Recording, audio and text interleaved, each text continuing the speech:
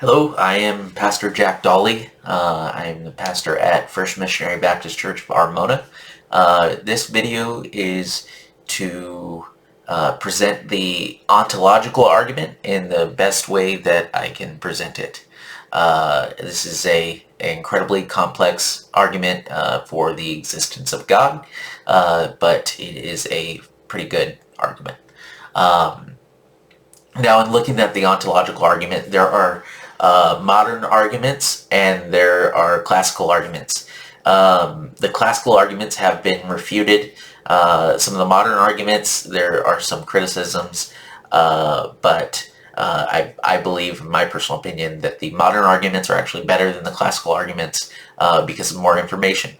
So with that said, let's go ahead and get into first the original ontological argument. Now, there are more classical ones that I'm not going to go over, but the original argument that they're based off of comes from Anselm of Canterbury, and his argument can be summarized as this.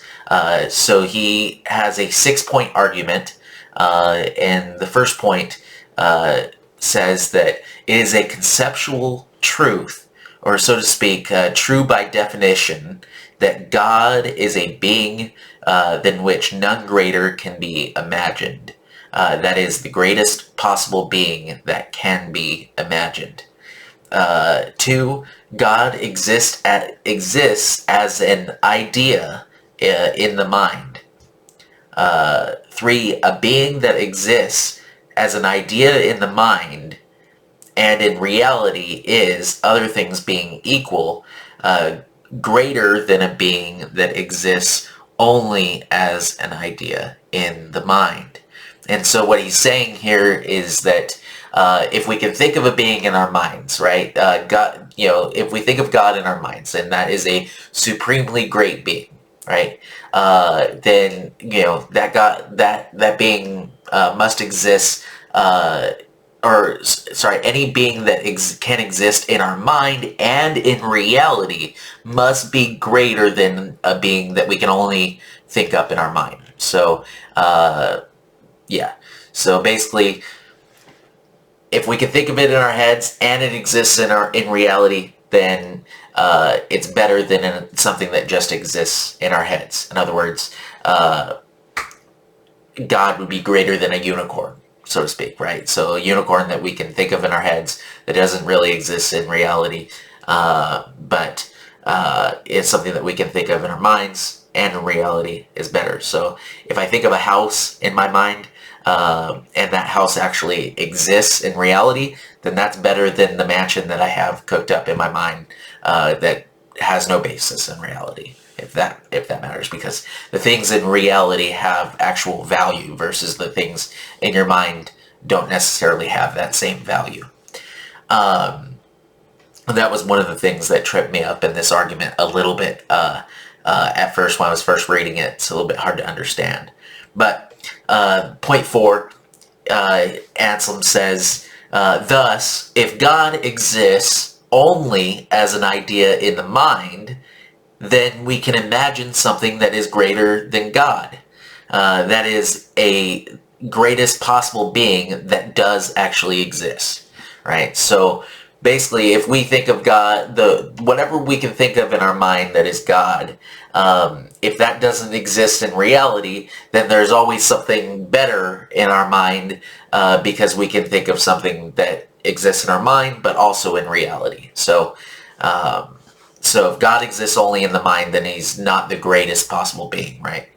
And then point 5, it says, but we cannot imagine something that is greater than God, for it is a contradiction to suppose that we can imagine a being greater than the greatest possible being that can be imagined. So there's nothing greater than God, right? So if we can think of God in our minds, and then there's nothing greater than God, then we can't imagine something better than that. And so his last point, therefore, God exists. And so what he's saying here is that basically, if something is the greatest possible being, right? It has to be something that we can think of in our minds, and it has to exist in reality. Because if we only thought of it in our minds, if it's just a figment of our imagination, then it by definition would not be God. Because God has to be the greatest possible being. And so anything that exists in the real world is automatically better than something that just exists in our mind. And so there are some very real criticisms to this. For instance, Ganillo of Marmoteurs, or Marmoteers, sorry, I'm probably butchering that name, but he said to simply conceive an island that is more excellent than any other island, right? He suggested that according to Anselm's proof, this island must necessarily exist as an island that another island that exists would be more excellent. So if you think of the greatest possible island, well, that island has to exist because any island that exists in reality is going to be better than what you thought of. And so now, his argument, his criticism of this wasn't a direct criticism of any of Anselm's points. It's merely the fact that if Anselm's logic is true, if it's sound logic, then we would be applying this logic to other things that are erroneous. Again, like I'll bring up the unicorn again. So if I can think of some unicorn, right? Well, then that unicorn has to exist because if I put the definition on the unicorn that it's the absolute best unicorn, right? Then that unicorn has to exist. Unicorn's probably a bad argument, but a horse, right? If I have in my mind the best horse in the world, well then, according to Anselm's argument, then that specific horse that I have in my mind that is the best in the world has to exist because any other horse in existence would be better than the horse I have in my mind, and that would go against the definition of my horse. And so we cannot simply put definitions on things and expect them to exist, right? And so also Thomas Aquinas, a believer, right? He believed in God. Actually, he came up with his own arguments for God's existence. Well, Thomas Aquinas also has some criticism for this specific ontological argument. He said that suggested that people cannot know the nature of God. And therefore cannot conceive of God in the way that Anselm proposed. The ontological argument would be meaningful only to someone who understands the essence of God completely. Aquinas reasoned that as only God can completely know his essence, only he could use the argument. Now, I would actually disagree with Thomas Aquinas a little bit as a believer in God myself. I believe that we can know God's nature through Scripture, through God's Word, because we do believe that the Bible is the inspired Word of God. So I believe that we can know God's nature in that way. So, but again, Thomas Aquinas just offering another criticism towards this. David Hume also criticized the ontological argument, although I believe that he was criticizing Descartes' version of it that I haven't gone over. It's a variation, but the same reason stands true. David Hume said, there is an evident absurdity in pretending to demonstrate a matter of fact or to prove it by any arguments a priori. Nothing is demonstrable unless the contrary applies a contradiction. Nothing that is distinctly conceivable implies a contradiction. Whatever we conceive as existent, we can also conceive as non-existent. There is no being, therefore, whose non-existence implies a contradiction. Consequently, there is no being whose existence is demonstrable. So basically, he's got a bone to pick with Anselm based off of, again, the definition of God there. He's basically saying non-existence is not a contradiction to definition. That simply means that that being doesn't exist. And so, again, I think that's a fairly good criticism of this specific argument here. Also, Immanuel Kant, his argument is based around the fact that existence is not a predicate, right? And so existence is not necessary for what things that we think of, right? So not everything has to, not things don't necessarily have to be in existence.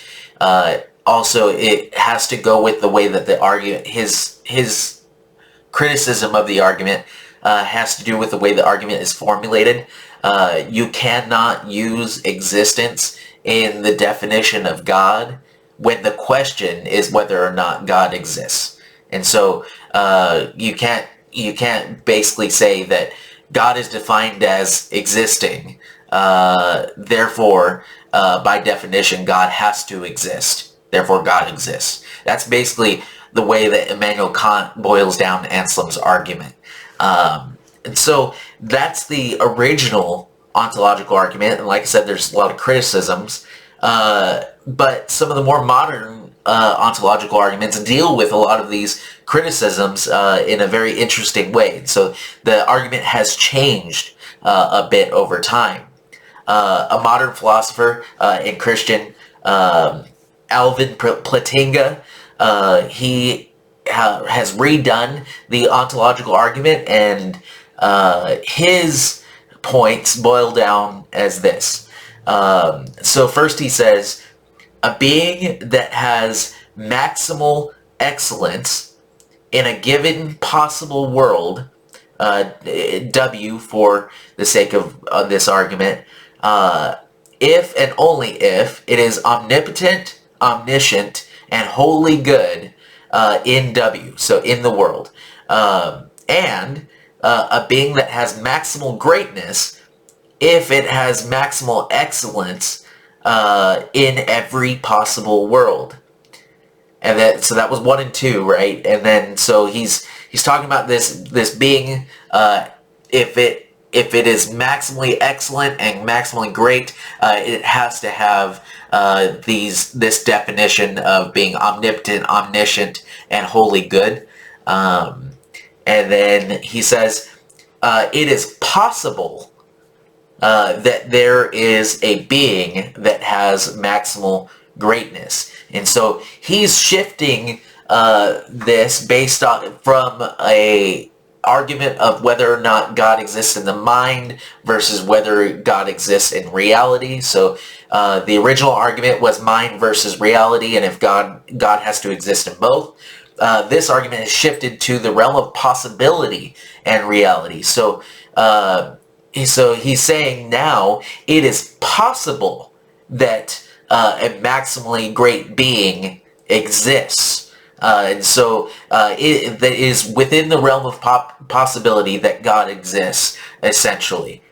And so in the fourth part of his argument, he says, therefore, possibly, it is necessarily true that an omniscient, omnipotent, and perfectly good being exists, right? And so he's saying if God possibly exists, then God has to exist. It is a necessity, again, based off of the definition of God, right? And so then he says, in 5, he says, therefore, by axiom S5, it is necessary, so therefore it is necessarily true that an omniscient, omnipotent, and perfectly good being exists. And so if it's possibly true, then it is necessarily true.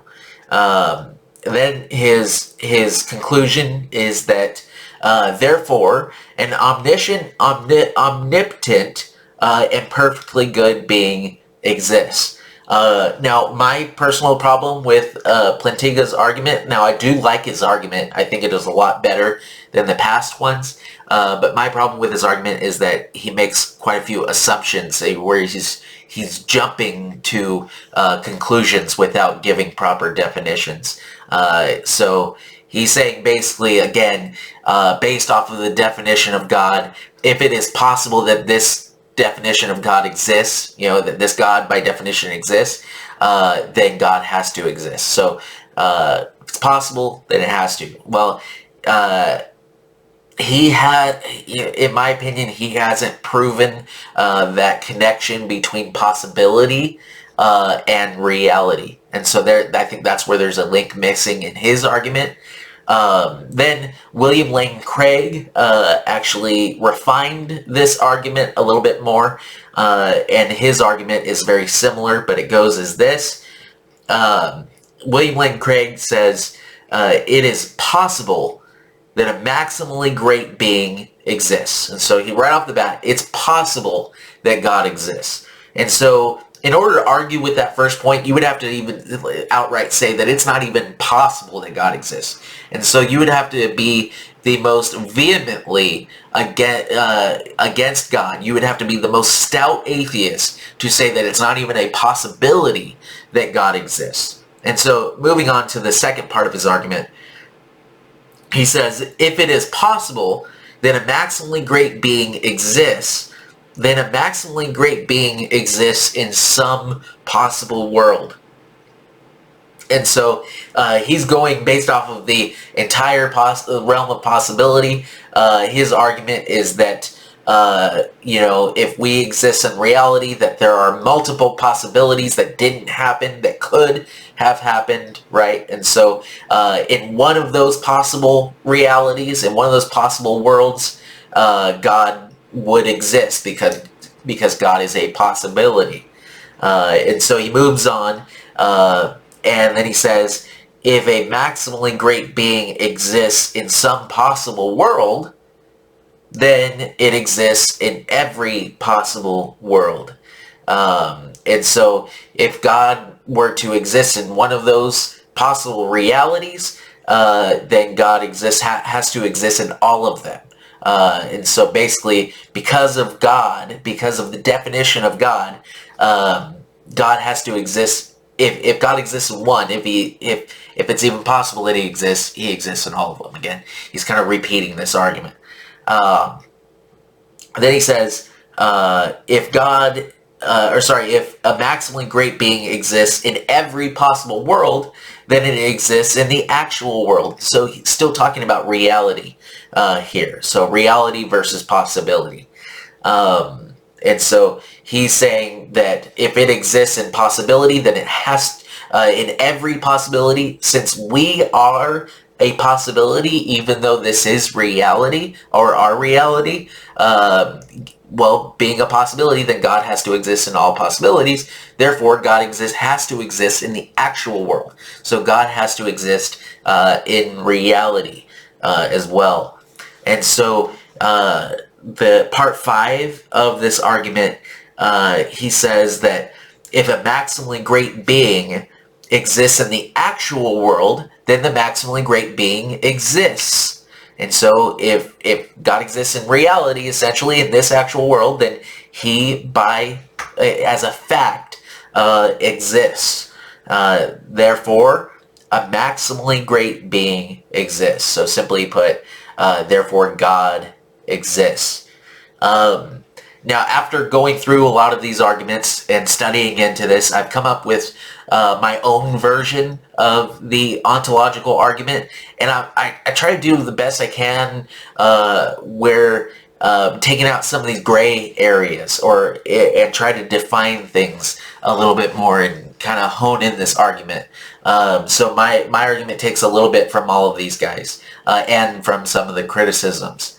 And so first, when I would make an ontological argument, I would start off by defining terms. And so my argument altogether is actually 3 arguments, but my first 2 arguments are really just defining terms. And these terms are God and the universe. And so in order to make this ontological argument, we have to be in agreement of what God and the universe are, actually. And so, first of all, we have to define God. Now, this argument, the purpose of this argument here is to define God, not to prove God's existence. This is merely to say that if God does exist, he has to be defined in this manner. And so I have a 6-point argument in defining God. And so this as follows. And so I would say that the basic definition of God is that he is the creator of everything. That's in most religions that believe in God, most monotheistic religions, they would say at the base nature, God is the creator of everything. As a Christian, and Jews believe this as well, in Genesis 1:1, in the beginning, God created the heavens and the earth. And so everything is included in the heavens and the earth.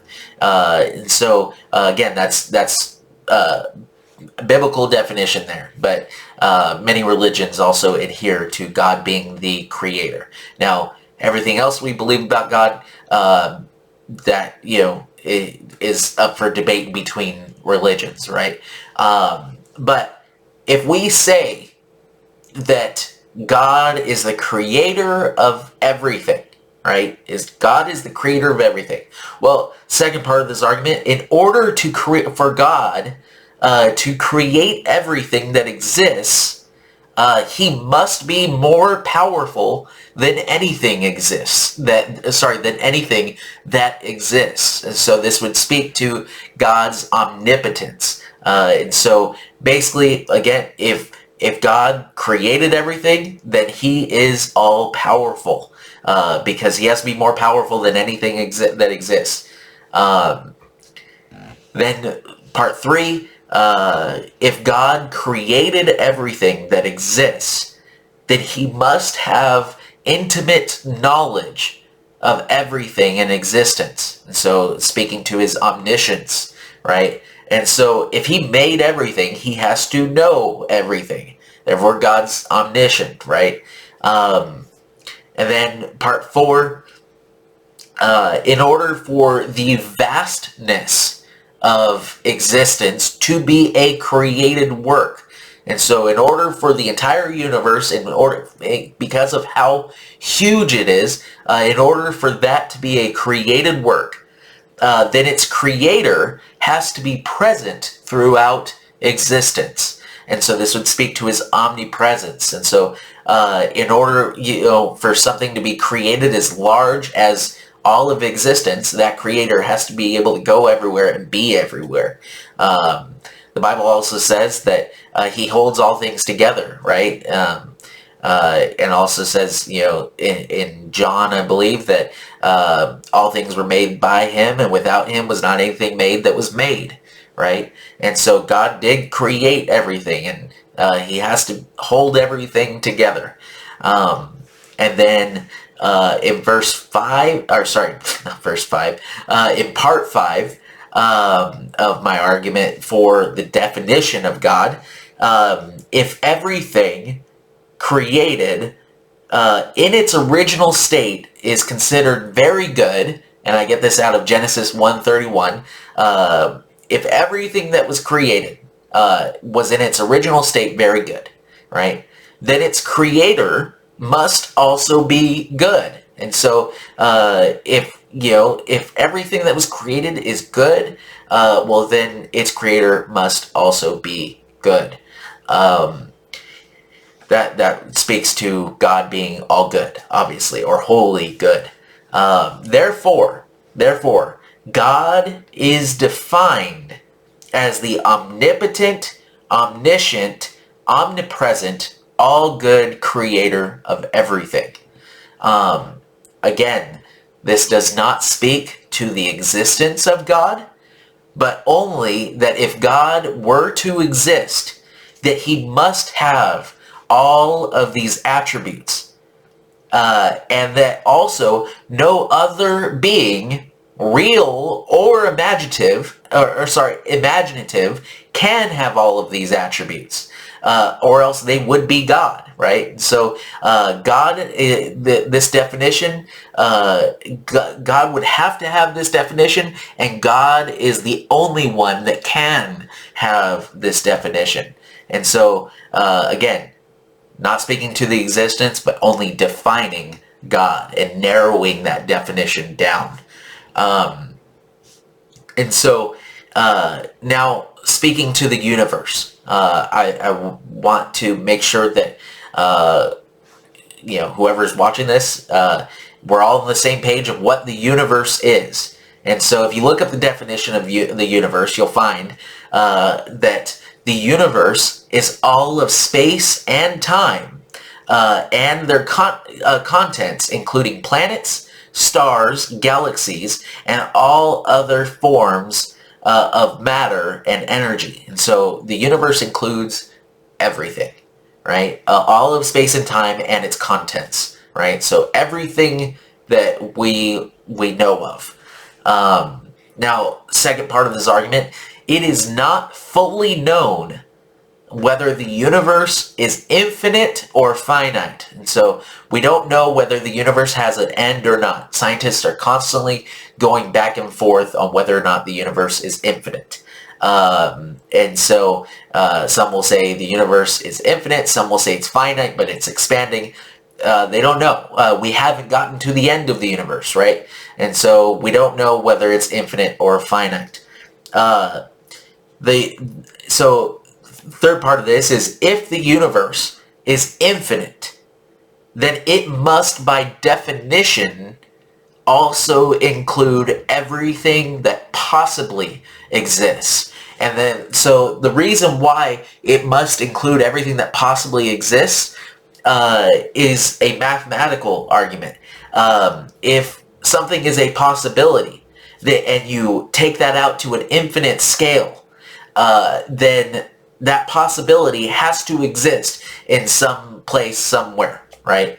And so possibility has to happen. So basically, if everyone in the planet flips a coin 100 times, right, and we keep doing this forever, someone has to, in order for statistics to actually work right, someone has to flip a coin 100 heads 100 out of 100 times. This is an outlier, but it has to happen in order for statistics to work. And so if the universe is infinite, then it has to include everything that possibly exists. Now, on the other hand, in part 4 of this, if the universe is finite, meaning it has an end, right, then there must be an infinite realm in which the universe resides, where more things possibly exist. And so if the universe has an end to it, then there has to be something outside of that. I forget what philosopher said this, but they said that basically if you could get to the end of the universe, you should be able, and you find a barrier there, right? You should be able to climb to the top of that barrier or break through the barrier and shoot an arrow, and wherever that arrow lands, get to that, and if something stops there, then you should be able to shoot another arrow, and so on and so on, because if it has a border, well, then there's something beyond that border. And if it does not have a border, then it's infinite, right? And so basically, so if the universe has a border, then there has to be an infinite realm outside of that. And so, anyway, in part 5 of this, if we so we have not found the end to the universe, and so we must treat the universe as infinite. Since we cannot get to the end of it, and we don't know where the end is, there's no end in sight, then we really have to treat the universe as if it is infinite. Because even if we get to the end, there is an infinite space outside of that. And so we might as well treat the universe as infinite. Then part 6, therefore, the universe as we know it is the realm of possibility. And so whether or not there's something outside of the universe or whether or not it's infinite, there is a infinite realm of possibility. Okay? So for the sake of this argument, we're just going to keep referring to that realm of possibility as the universe. Now for the main argument. The main argument here. This is the main ontological argument here. I did borrow from Plantinga on this, or William Lane Craig. I did borrow a little bit from them, but I think it's very important that we look at these definitions while we're going through this. And I think most people would, even if you don't believe in God, you would agree that that is the definition of God were he to exist. And then most people would agree on the definition of the universe as presented. I just try to present scientific research. I know it's changing all the time, but I tried to present it as best I could. Now, again, the main argument here.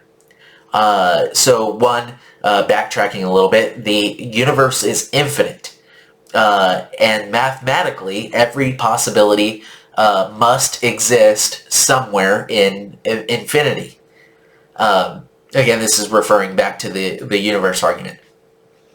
And so, part 2, it is possible that God exists as defined in argument 1.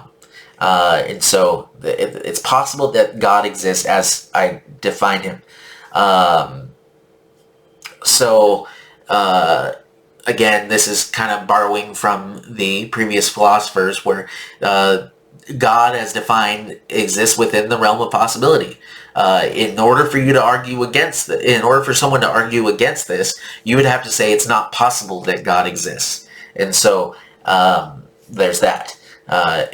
Many people do argue that it is not possible that God exists. But moving on, if it is possible that God exists, then God must exist in some possible world. Again, borrowing from the previous arguments, but basically, I'm not arguing whether or not God exists within reality or not. I'm arguing based off of the infiniteness of the universe. And so I'm arguing that all of these possibilities do exist somewhere in an infinite universe, right? And like I said, if the universe isn't infinite, well, then we get into multiversal arguments where God exists in some possible universe, right? And then God has to exist, essentially. So if it is possible that God exists, then God must exist in some possible world. And so if we're talking about an infinite realm of possibilities, well, then God, even if he is one of those outliers, has to exist in some possible world. And then part 4 of this, if God exists in some possible world, then God, by definition, as the creator of everything, must exist in every possible world.